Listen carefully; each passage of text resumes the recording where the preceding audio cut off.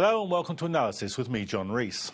The mess left behind by the Western powers after the 13-year war in Afghanistan is now landing in the lap of the people of the region. The aim of the war was to get rid of the Taliban, yet the war has been such a spectacular failure that Hamid Karzai, the West-chosen head of state in Afghanistan, is greeting the Taliban as brothers. The government of neighbouring Pakistan is now sitting down with the Taliban in talks about the shape of a post-occupation Afghan government. But Pakistan is far from neutral.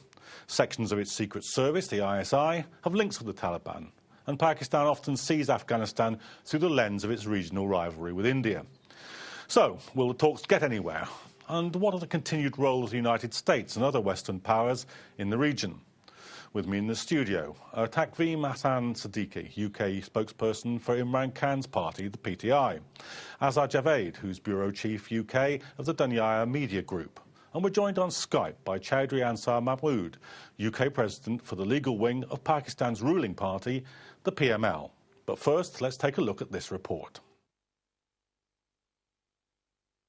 Sporadic outbursts of violence continue to make life in Pakistan very difficult for many. A grenade attack has killed 9 members of an anti-Taliban militia in the northwest city of Peshawar. The Taliban have been blamed in some quarters, although no one has yet claimed responsibility for the attack, coming as it does against the backdrop of a second meeting between the militant group and the Pakistani government, who are negotiating to end the conflict in the country. Thousands have died in Pakistan as a result of the 7-year conflict with the Pakistani Taliban, and for many the talks can't come soon enough. The Taliban rule begins here after evening prayers. As you can see, the police arrived here after midday. For God's sake, this is a settled area, not a lawless tribal region. We are tired. Tired of picking up our dead bodies. Let this stop, for God's sake. We appeal to the government to have mercy on Mashakal, Sayyid Khan and Miss Razi. The newly elected Prime Minister, Nawaz Sharif, made negotiating with the Taliban one of his key objectives, and early talks have been hailed as positive by both groups, with a ceasefire proposed as one of the first confidence-building measures. However, not everyone in Pakistan believes that negotiations are the best way forward, with some arguing that a ceasefire will simply allow time for the Taliban to regroup and build their strength.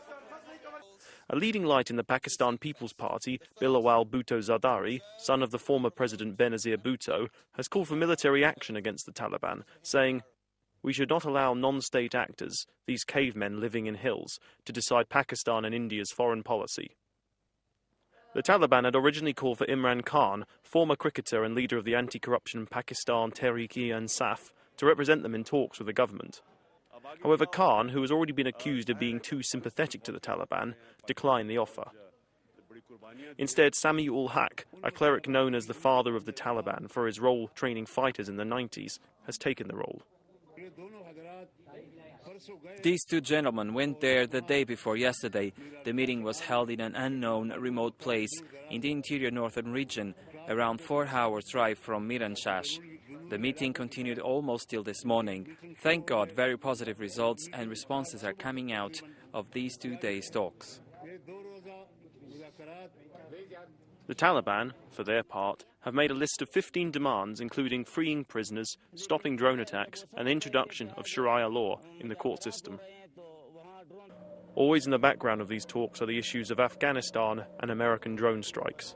With the final withdrawal of American troops from Afghanistan set for the end of 2014, maintaining a stable relationship with the Taliban is going to be crucial to the Pakistan government.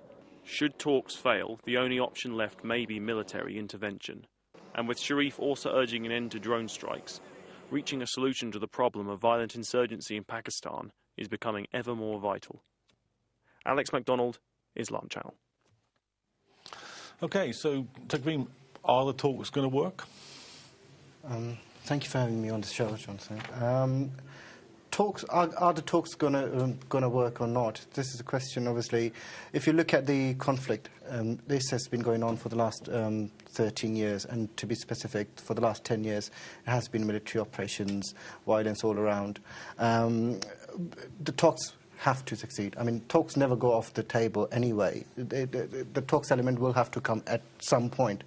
And we think that this is the point where the talks should take place. Whether they're going to be successful or not, that depends how what the criteria of success is. how you approach success.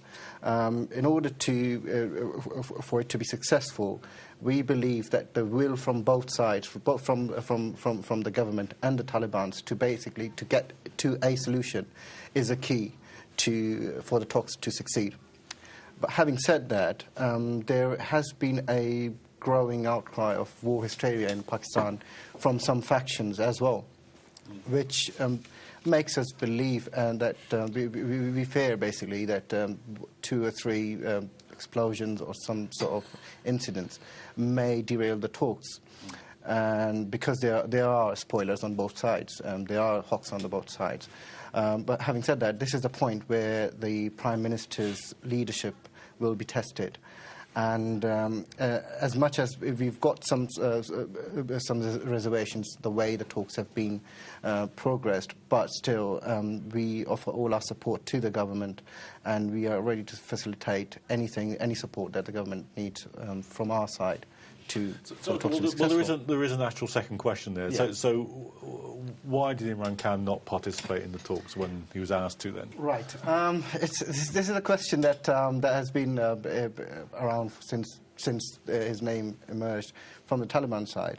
First of all, I would like to clear, obviously, that why the Taliban's named Imran Khan. We believe that the reason behind it is that they believe he's a credible person. I mean, his credibility is unanimously accepted in all factions anyway. And so he's why a not person. Go into them, then? Sorry? So why not go into the talks? How can you represent Taliban? That's the question. He's the chairman of the second largest party of Pakistan. He's a member of the National Assembly, and he chairs the second largest party of Pakistan in terms of votes and in terms of representation across the provinces. PTI is the largest party of Pakistan.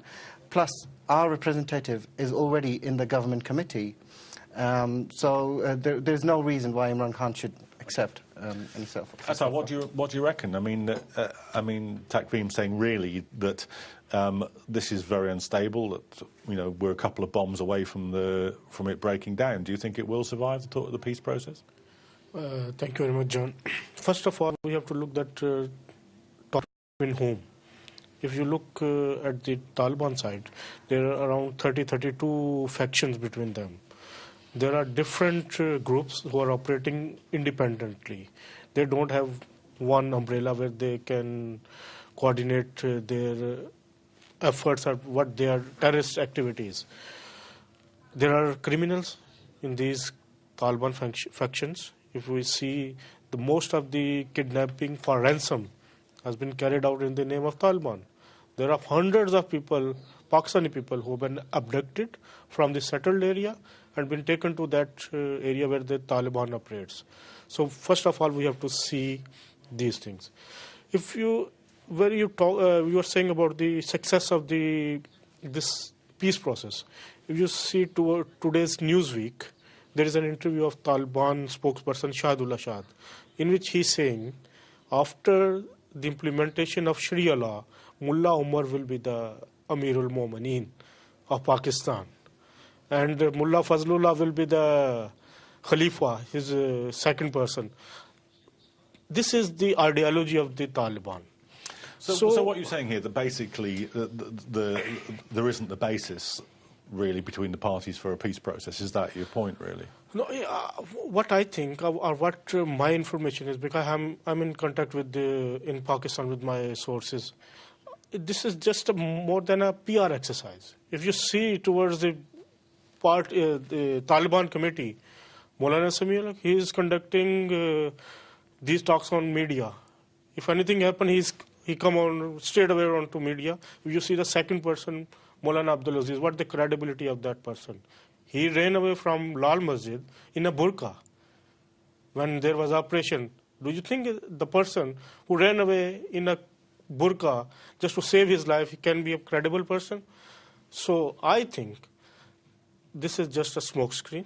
Okay, well, let me put that point to Chaudhry. Do you think that's the case, that really that the peace process is too fragile, that the security situation and the so-called ceasefire isn't really holding, that this isn't really going to work? Thank you, John. I think very good step taken by the Pakistan Muslim League Nawaz and the Prime Minister of Pakistan, Nawaz Sharif, and all the intention behind these talks to bring peace and prosperity in our country, in which we are suffering since last 13-14 years. I think the intentions of this committee and the Prime Minister are the positive and good, and let's see what they act from the Taliban side. And so far as they conducted the 1 or 2 meetings in the past, looks the positive. My friend, Mr. Azhar, he mentioned the Maulana Samiullah and Abdulaziz. I think the Abdulaziz is not part of that committee, and the only Maulana Samiullah is the part of that committee.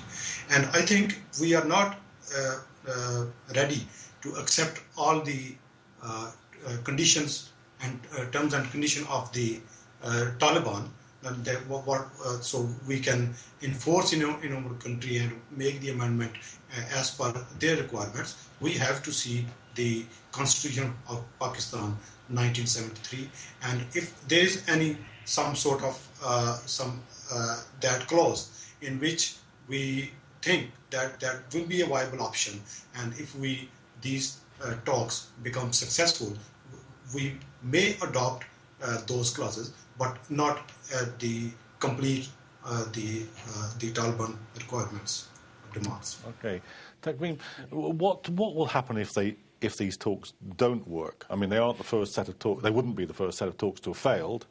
Yeah. Will we be back to a very bloody Pakistani military operation in the areas where the Taliban are in control? Before moving on to, just to make a clarification on Azhar's point, basically we are judging individuals, and we are looking at individual stances rather than. It's better to look at what comes out from the committee as official statement rather than individuals' views on something. Now, coming back to the whether what happens if it doesn't work. The thing is, I mean, people need to understand that dialogues and talks, they're not an event. This is a process. And we are talking about events that date back to 2004. From day one, Imran Khan maintained, he voted against any sort of military operation. Those were the early days. But now, as Azhar said as well, that there are about 50 factions. And by the way, this morning, Taliban's they released a statement in favour of ceasefire, and because there was an attack in Peshawar yesterday, and TTP didn't claim the responsibility. What they said was, we will be in talks with other factions as well, and they are ready to dissociate themselves from those factions should they not listen. So that's one positive step. And again, I would come back to my point that this is a process. It's not a linear sort of a line from start to finish. There will be problems. There will be jitters in the process. What we need to do is focus on what needs to be done. Mr. Chaudhry, as he said about the points, the 15 points, he said, we will not accept this and that. Well, this is not how, this is the very approach that we say that there is a problem with the process itself. You don't go into talks with presumptions and preemptions. There is a point, they've constituted 15 points they've put forward. Obviously, there are some absurd points in there, but this is why you talk. This is why you discuss. This is so. Yeah, we'll come back to that. You seem to think that the talks aren't going to work. So, if you think they aren't going to work, what should be happening now? John, the main thing is who's the prime stakeholder in this in these talks. There are two. There is a army, Pakistan army, and government of Pakistan. Prime Minister Nawaz Sharif is very positive about these talks. In his election manifesto, he promised that he will hold talks, but at what cost? If you see, he said that TTP dissociate from these recent events in last 3 days. Then who is carrying out this? This is our question. No, this is that what I'm saying. There are 32 factions. If you are talking to one faction, The others are carrying But out in their... your mind, does that make it impossible for the talks to work? And if it is impossible, what would you do? The main thing is you have to bring peace in your area. But if you are talking to the people who don't have one leadership, there is Pakistan Army have one leader, his army chief. On his command, everyone will not go ahead. That's a debatable. That's a debatable issue, Yeah, but let's leave it there for the moment. But on the other side, these Taliban, so-called Taliban, have murdered thousands of Pakistanis in last 7 years, and they are still carrying out their attacks on Pakistani soil. There were an attack on cinema yesterday, around 10 or 11 people murdered. If Taliban saying they are not carrying out these attacks, then who is carrying out these attacks? Yes, so I mean, I don't think anybody's challenging that. But the point I'm trying to draw you towards is, if all that you say is true, what are you going to do about it? Or should the military just go in and alter the balance of military forces? No, and then one thing Prime Minister Nawaz Sharif is doing, which is good, that he is exposing these Talibans. These Talibans were getting sympathy from the people of Pakistan that they are in favor of talks, but government of Pakistan are not willing. Imran Khan also made a statement 4 or 5 days ago that he is not very hopeful that these talks will succeed. Okay, well, just let me ask Chowdhury, what will the government do if the talks don't work? Is it back to a very bloody, as they have been in the past, military operation? No, I think, John, we will make, and we will continue to attempt, and I think we will make the second attempt for the talks. But if at the last, and the talk is not successful, then obviously our government will make the final decision that what next action should be taken. Because the reason is, we should not forget these things, because since last 15 years, we are in you can say that we are in the war, and we did not get anything which was positive in the war. The peace is only the solution, and the talks is only the last solution to bring back to the over frontier area and okay. I'm just going to have to stop you there. I'm just going to have to stop you there because we're just moving to the break. But do rejoin us after the break, and we'll be looking at this same issue in more depth after the break.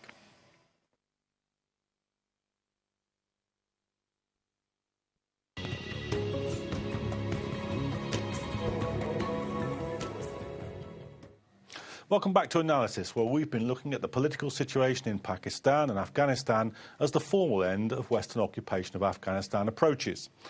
Two of my guests from the first part of the programme are still with me, and we're now joined by freelance journalist Hamad Ali. Welcome to the programme, Hamad. But Taqveem, first, let's sort of just pull back and have a look at the wider sort of geopolitical focus here. I mean, obviously, the engagement with this for Pakistan was very much to do with the Musharraf regime being brought into it, you know, rehabilitated by the Bush administration and brought in, made central to the whole invasion of Afghanistan. Can the Pakistani state disentangle itself from that? I mean, we know, for instance, that the security services have got very close links with the Taliban and indeed are divided. So is there really a possibility of the Pakistani state being able to play a role in the peace process here? Well, road to Afghan peace goes from Pakistan. That's a given. I mean, we all know that who the Taliban are. American CIA, ISI, they basically trained them and put them in the jihad against the Soviets. And of course, our intelligence services, they still have quite an influence on certain groups as well. So the peace process for Afghanistan has a road from Pakistan. And in terms of Pakistan getting involved, sorry, was it disentangle itself or getting involved? Well, I mean, what I'm asking really is the Pakistani state too divided amongst itself? Some sections opposing the Taliban, others very closely allied with them, to play a stabilising role? The thing is, I mean, end of the day, what you have to look at what's in the best interest of the country. I mean, whatever state we are in at the moment, we were sold that notion that it was in the best interest of the country, although we, as a party, Imran Khan, the chairman of the party, at that time as well, was saying that this is not the right thing to do. You are basically getting into a mess. Now, you have to come out from that mess. How do you come out from that mess? Taliban in Afghanistan are a reality. And the way things are progressing, it is very much likely that after the formal withdrawal of the US and allied forces from Afghanistan, the power will go to Taliban or some sort of a coalition. So you have to have a look at your position in that post-withdrawal scenario. Where do you fit in? What's in the best interest of your country? And you have to have good relationships with your neighbors. You can't change your neighbors. America is going to go out. Allied forces are going to go out. Who we will be left with? Our neighbors. And as it appears, the Taliban are still in power in majority of Afghanistan. I mean, go out of Kabul and Kandahar, you get Taliban's there. So what has the US achieved from that war? So in that scenario, you have to get into some sort of an agreement with the Taliban, because all the forces, Americans, the Allied forces and the British forces as well, and even India, they are in talks with Taliban one way or the other. So that means Taliban will be a legitimized force in Afghanistan. So you have to have it. I mean, I think lots of people take those points, but do you think that we are actually seeing the end of American involvement here, or is there going to be a status of forces agreement? Are the bases going to be still there? Are the drones still going to be operating, Hamad? Well, it depends on the Afghan elections and who succeeds President Karzai, because President Karzai has been reluctant to sign a bilateral agreement with the Americans to keep some American troop presence. But, I mean, the key point here is it's difficult to predict how it's going to turn out. In 2001, you just had Taliban inside Afghanistan. Today you have Taliban in Afghanistan and nuclear-armed Pakistan. So they seem to be moving eastwards, and the U.S. role, not just what my colleague was talking here, that the CIA or the ISI were involved in creating these militants, but drone strikes or U.S. influence on Pakistan government policy has been a kind of oxygen for the Taliban, because they're kind of fueling this militancy. And so the important question here for Pakistan right now, because the debate that seems to be is just two sides, do you want to have an operation, or do you want to have talks with the more important question either way is, the more important point is that is Pakistan government going to have an independent foreign policy, or is it going to continue taking dictation from the Americans? Because if it continues, whether you have an operation or you have peace, the Taliban will keep growing. Okay, let me put that point to Chowdhury. It's your party in government. It's a fair question, isn't it? Are you going to have an independent foreign policy, or are we going to still see American troops, American influence, the drone operations, which routinely break Pakistani national sovereignty? Is that going to continue?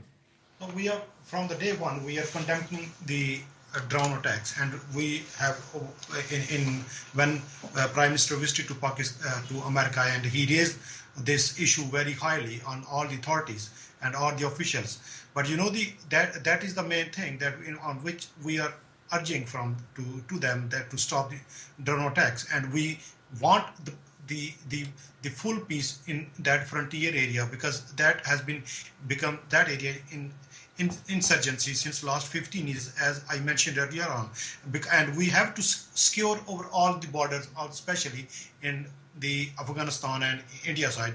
To secure over the borders, frontier borders, we have to bring the peace in that area. So we can only bring the peace in that area so if we have the positive and successful talks with the Taliban, and I think the operation and that will be the last option.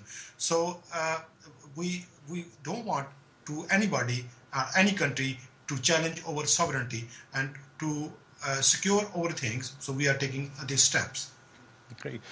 Taqveem, do you think the government is that keen on telling the Americans where to get off or not? It was really convenient for Mr. Chaudhry to take credit of reducing the drone strikes in Pakistan. Well, our stance is that basically the government is not doing enough to convey the message strongly enough to the US government that these drone strikes are actually hampering the peace process. It is actually counterproductive. What it is producing is militants there, and we haven't seen a sort of because even on the eve of when the Prime Minister announced the talks with Taliban, their hawks in the media.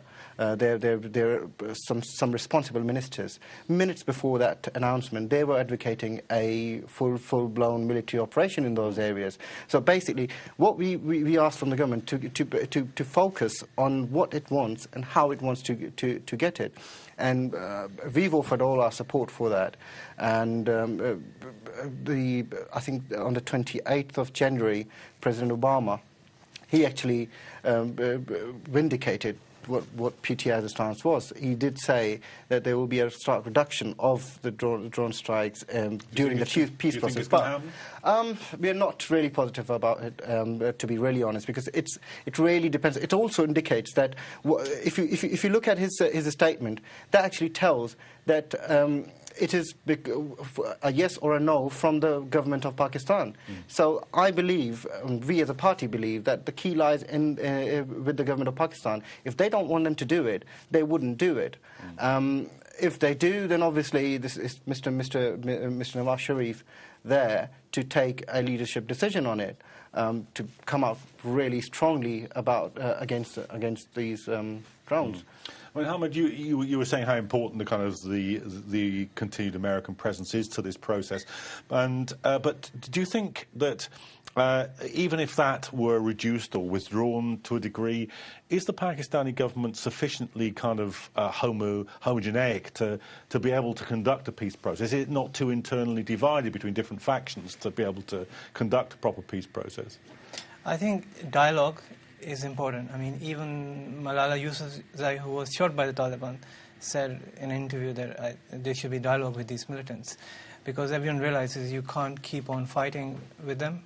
But even while you're having a dialogue, I mean, I would give you an example of two people who are always fighting, and they have a third friend, or is it friend or not, but a third person, and both of them suspect that this third person is friends with the other.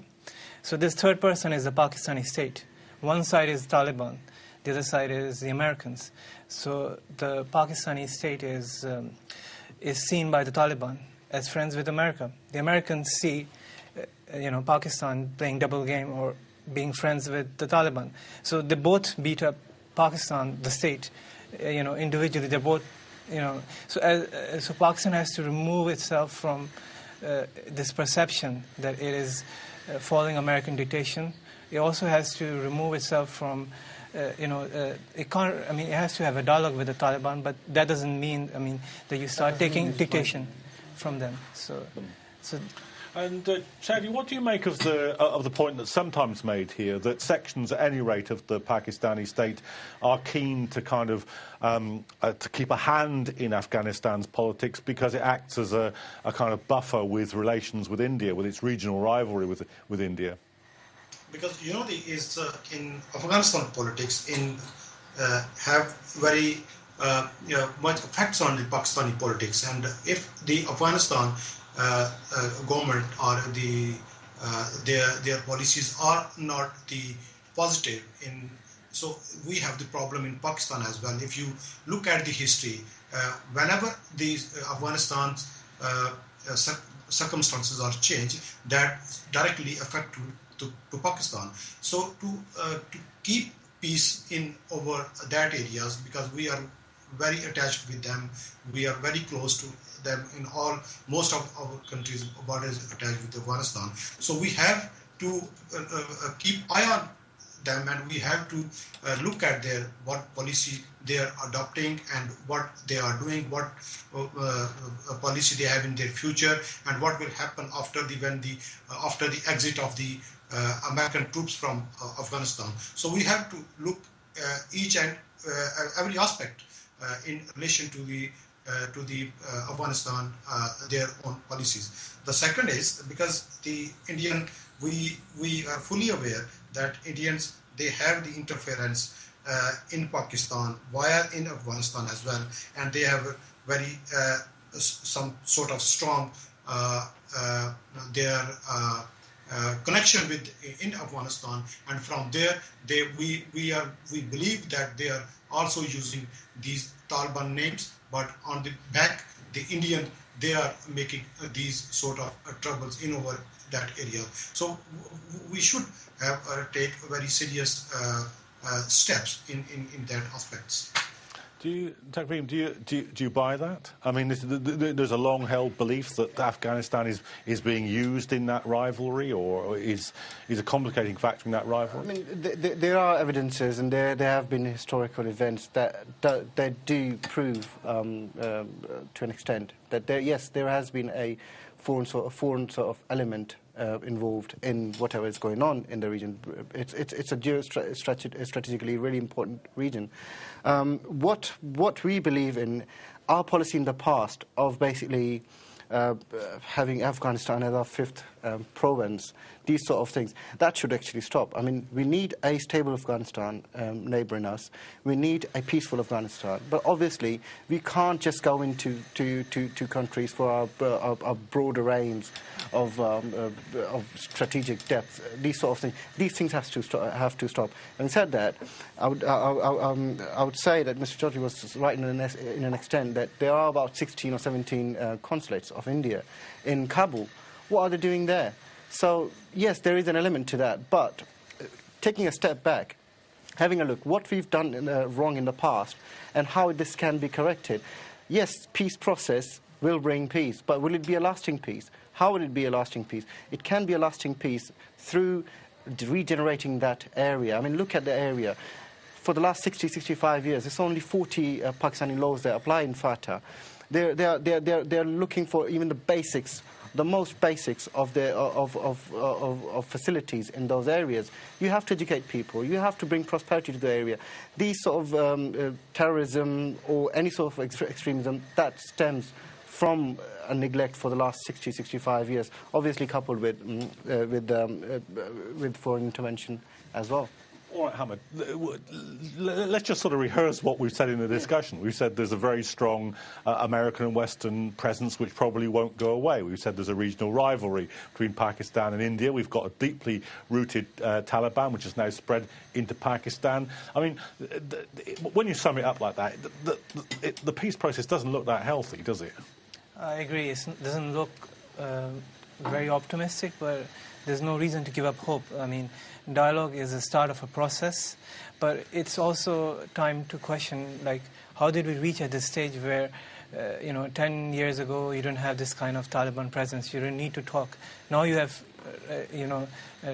so much militancy and terrorism going on. So what are the root causes of these issues? And Afghanistan's role is also crucial in the respect that when Americans leave, if they leave, like, what would be the next government's policy over there? Last year there was a report in the newspapers about a Pakistani senior Taliban commander, who was Latif Masood, who was arrested by American troops, and he had just been in the presence of Afghan intelligence. So there is a perception in Pakistan that, it's not just the Taliban and the Pakistani state, but there are regional countries involved. So Afghans complain that Pakistan has been interfering. Now Pakistanis complain that there could be some, evidence that the Afghans have also been playing a game, or other countries in the region have been playing a game.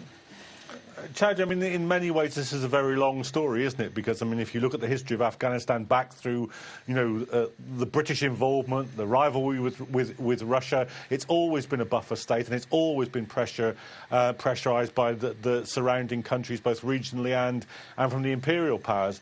What do you think the chances are of escaping this logic now? I think that's the Afghanistan is in other way, because every country, especially from the Western, they are focusing on the Afghanistan because that is the hub to go to the Arabic channel and the Asia channel. So from many years.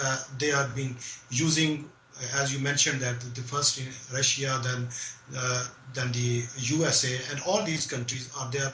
But the problem is for the Pakistan is we have to, again I will say, secure our border, and Afghanistan is quite important for us if we want to bring peace in our country, and we cannot make such the developments in our country, especially in frontier, if we don't have the peace in Afghanistan. So that is quite important for us. And as my friends they mentioned, that because we have to take the bold step to eradicate these things who are trying to destabilize Pakistan as well as the Afghanistan.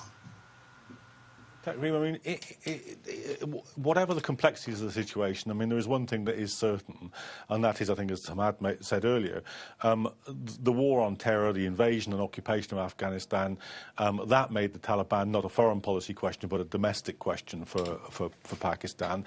And the drones policy and the occupation are the thing that fuel that kind of resistance. So it isn't the link that can begin to release this chain is breaking with American foreign policy.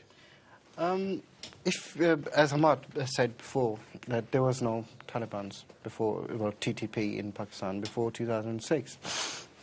So obviously this has the link to the foreign occupation of the area. I mean, if you look at the situation in Fatah at the moment, millions of people, they have been displaced from their homes, and they are living in camps, really. I mean, in fact, today there was a protest in Tank by the people who wanted to go back to their homes in Waziristan. So if you look at it in this way, obviously the foreign occupation, and Afghanistan has got a history of dating back thousands of years. In fact, they just do not want foreigners in their land. Same in our tribal areas. Their tradition, that it doesn't. They just don't like people to occupy their land. Most people don't like. And most people don't like, but they react to it in a manner which I think me or you can't regulate. But this is their traditions, and they just don't want a foreign element involved on their lands. So without a pullout from Afghanistan, without Pakistan's disengagement from this war on terror, there is no peace in Pakistan. That's for sure. You have to. The first thing you have to do is to pull out. I mean, if you look at the 9 different previous accords, when there was no Taliban, there were tribal elders there. They had their accords with Pakistan Army there. None of those accords demanded any Sharia law there. All they demanded was the major demand was to pull out from the war on terror and basically release their lands to them. Okay, well, let me put this to Hamad. Do you think that's the key next step, disengagement from the war on terror? Is that, it might not be the whole solution, but is it the beginning? It definitely is, because I want to tell you something. One of the Taliban leaders who was killed in a drone strike, he made a claim that he could brainwash someone in half an hour. I mean, he wouldn't use the word brainwash, but I mean, convince someone in half an hour to become a suicide bomber. So you have to understand the mindset of these extremists and then find a strategy to counter that mindset. And a very important part of that narrative is American presence over there, and also American collusion with the Pakistan state. Okay, Chowdhury, last word on this question. Is disengagement from the war on terror the beginning of the end of the conflict? Chowdhury, is that the beginning of the end of the conflict, to disengage from the war on terror? Yes, I think sorry, can you? Is it the beginning of the end of or at least the start of a peace process? The key question is to disengage from the war on terror. Yes, I think that's this is the beginning, and this is, I think, a good step taken by the Prime Minister Nawaz Sharif. So we want to bring the peace, and I think we hope that will be successful. Okay, well, we're at least agreed then in the studio and from our guest on Skype that disengagement from the war on terror is the beginning of it. We disagree on whether the Pakistani government is actually doing it. But we'll be following these talks and the fate of the Afghan and Pakistani people in the post-occupation world in future editions of Anaylasis. Do rejoin us.